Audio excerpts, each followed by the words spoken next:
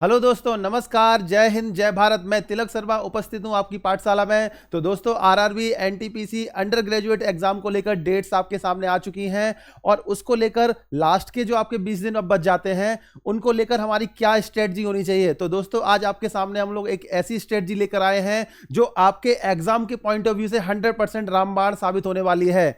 इस स्ट्रेटजी को अगर आप फॉलो करते हो तो भले ही आपकी अभी तैयारी आपकी 50% भी अगर आपकी हो चुकी है, तब भी आप इसको बचे हुए दिनों में आप पूरा 100% तक लेके जा सकते हो। बस आपको इस वीडियो को लास्ट तक देखना है और जो आपको बताया जाएगा उसको बस एज इट इज फॉलो करते जाना है।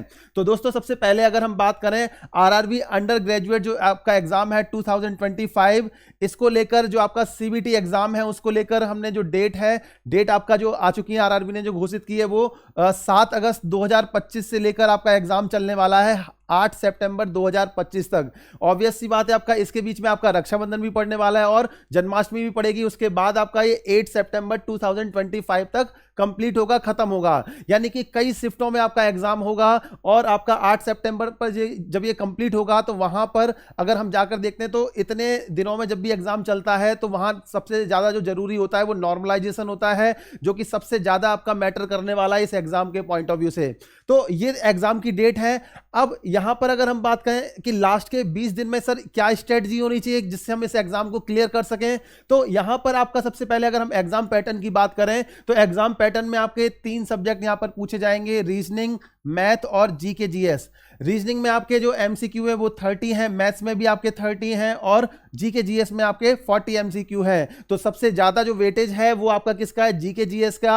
और ऑब्वियस सी बात है कि जो जीके जीएस का लेवल जो अभी आरआरबी ग्रेजुएट लेवल के एग्जाम में देखा गया था, वहां पर सबसे ज्यादा जो आपका सब्जेक्ट जिसने आपका मैटर किया है वो आपका जीके जीएस ने ही किया है। अब सारे क्वेश्चन एक एक मार्क्स के होने वाले हैं। टोटल आपके 100 एमसीक्यू हैं और कितने आपके 100 मार्क्स के यहां पर पूछे जाएंगे।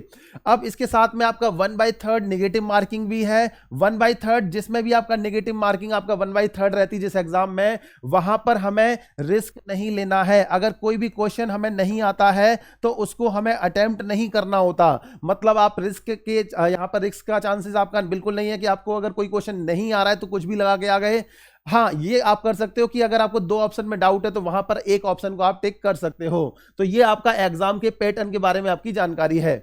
इसके बाद अगर हम बात करें सब्जेक्ट को लेकर हमारी क्या स्ट्रेटजी होनी चाहिए लास्ट के 20 दिन 21 दिन जो आपके बच जाते हैं, तो यहां पर आपका मैथ और रीजनिंग में आपका जैसा कि लेवल की बात करें तो आरआरबी जो ग्रेजुएट लेवल के एग्जाम में जो लेवल देखा गया था मैथ और रीजनिंग का वो आसान था। ठीक है, आसान तक। कुछ शिफ्ट में आपके कुछ क्वेश्चन मॉडरेट लेवल के भी थे। तो यहां पर भी आपका जो लेवल है एग्जाम का वो आसान से आपका मॉडरेट लेवल तक रहने वाला है।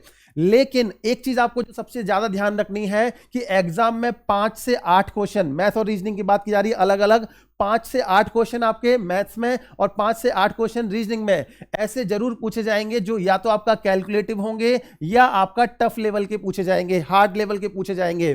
तो यहां पर 5 से जो ये 8 क्वेश्चन है इनको आपको देखो आइडेंटिफाई करना आना चाहिए। आइडेंटिफाई करना आने की क्या जरूरत पड़ रही है हमको, क्योंकि अगर कैलकुलेटिव है तो आपका वो ज्यादा से ज्यादा टाइम कंज्यूम कर जाएंगे और उस केस में आपका वहां पर एग्जाम में लास्ट के जो क्वेश्चन है वो छूटने के चांसेस ज्यादा हो जाएंगे।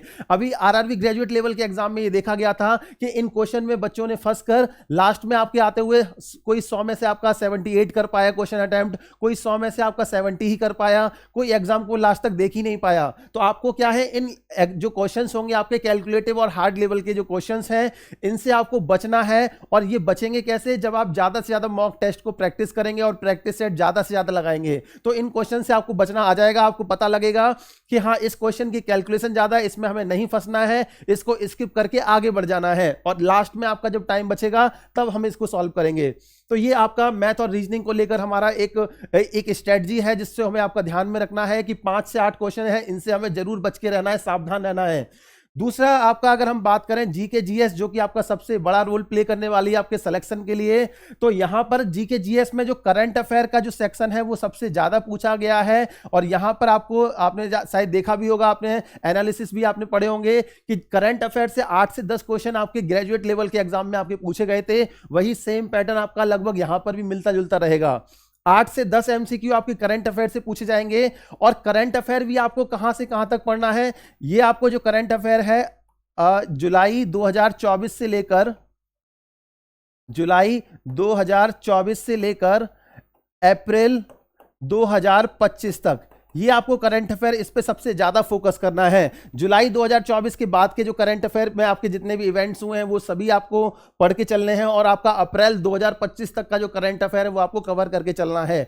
मई जून का करंट अफेयर आपका बहुत ना के बराबर पूछा जाएगा या फिर आपका नहीं पूछा जाएगा। इसके बाद अगर हम बात करें स्टैटिक जीके का वाला जो पार्ट है, स्टैटिक जीके वाले पार्ट से 6 से 8 क्वेश्चन आपके पूछे गए हैं। इसके लिए सबसे जरूरी क्या है कि आप ज्यादा से ज्यादा प्रैक्टिस सेट लगाएं। प्रैक्टिस सेट लगाना बहुत जरूरी है, और उसी के बेसिस पे आप स्टैटिक जीके को अपना अच्छा कर पाओगे, कवर कर पाओगे। अब अगर लास्ट टाइम पे आप ये सोचो हाँ किसी सब्जेक्ट को हम स्टार्टिंग से उठाकर आपका फिर शुरू से लेकर लास्ट तक पढ़ें, तो इतना आपके पास टाइम बिल्कुल नहीं बचा है। इसके बाद कंप्यूटर की बात करें, जो कि आपका कंप्यूटर जिसको हम सबसे ज्यादा इग्नोर करते हैं, जिसको सबसे कम पढ़ते हैं, ये सबसे अंडररेटेड टॉपिक है, जिससे आपके अभी आरआरबी एनटीपीसी अंडर ग्रेजुएट के जो एग्जाम हुए थे उनसे आपके 5 से 7 क्वेश्चन आपको लगभग हर सेट में मिलते हुए दिखाई दिए हैं। हो सकता है आपका किसी एग्जाम में आपके 4 रहे हो, लेकिन आपका 5 से 7 एक एवरेज के तौर पर आपके जो क्वेश्चंस थे वो आपका कंप्यूटर वाले सेक्शन से पूछे गए थे। अगर जिसने कंप्यूटर नहीं पढ़ा होगा वहां पर 5 से 7 क्वेश्चन वो आपका अपने गलत करके आएगा। तो आपको कंप्यूटर वाले सेक्शन को आपको ध्यान में रखना है, इसको इग्नोर बिल्कुल मत करना, नहीं तो आपका एग्जाम में 5-7 क्वेश्चन आपके ऐसे होंगे जो आते हुए या तो छूट जाएंगे या गलत हो जाएंगे। इसके बाद हिस्ट्री, पॉलिटी, ज्योग्राफी और इकोनॉमी, ये आपके ऐसे सब्जेक्ट हैं जो कि आप रेगुलर पढ़ते भी रहते हो, और इनसे जो क्वेश्चन है आपके वो 3 से 4 क्वेश्चन आपके लगभग पूछे जाते हैं। इससे आपके कम ही हो सकते हैं, ज्यादा नहीं होते। तो इन पे हमें आपका बहुत ज्यादा हमें प्रैक्टिस तो करनी क्वेश्चंस की, लेकिन बहुत ज्यादा हमें टाइम नहीं इसमें वेस्ट करना है। लास्ट में आता है आपका जनरल साइंस। जनरल साइंस से जो क्वेश्चन है वो 4 से 5 या 6 क्वेश्चन आपके ऐसे पूछे गए हैं आपके आरआरबी ग्रेजुएट लेवल के एग्जाम में। वही सेम आपका पैटर्न आरआरबी अंडर ग्रेजुएट में भी रहने वाला है, तो इसको भी आपको ज्यादा से ज्यादा प्रैक्टिस करना है। ये आपके क्वेश्चंस थे, और ये जो आपका पूरा चार्ट बताया गया है, इससे आप ये फोकस कर सकते हो कि आपको किस टॉपिक पर ज्यादा फोकस करना है। इसके बाद अगर हम बात करें कि मॉक टेस्ट आपका कैसे लगाएं कि लास्ट के टाइम पे मॉक टेस्ट हमारे लिए यूजफुल रहे, तो कई लोग क्या है आपका कि लगातार डेली मॉक टेस्ट या एक दिन छोड़ के मॉक टेस्ट लगाते रहते हैं, और उनका जो मार्क्स है मॉक टेस्ट में वो कभी भी इंप्रूव नहीं हो पाता। तो आपको ये ध्यान रखना है कि लास्ट के टाइम पे जो आपका फुल सिलेबस के मॉक टेस्ट होंगे वो आप केवल 5 से 6 ही देना। इससे ज्यादा अगर आप दोगे तो आपका टाइम वेस्ट होगा, और वो आपके लिए बिल्कुल यूजफुल नहीं रहने वाले। जब भी आप मॉक टेस्ट आप देते हो, उसके जो मॉक टेस्ट आपने दिया है उसको आपको क्या करना है, एनालाइज करना है। ये सारे मॉक टेस्ट आप ऑनलाइन दोगे तभी आपके लिए फायदेमंद होगा, क्योंकि आपका एग्जाम जो है वो कंप्यूटर बेस्ड है, इसीलिए आपको जो मॉक टेस्ट देने वो सारे कंप्यूटर पे ही बैठ के देने हैं।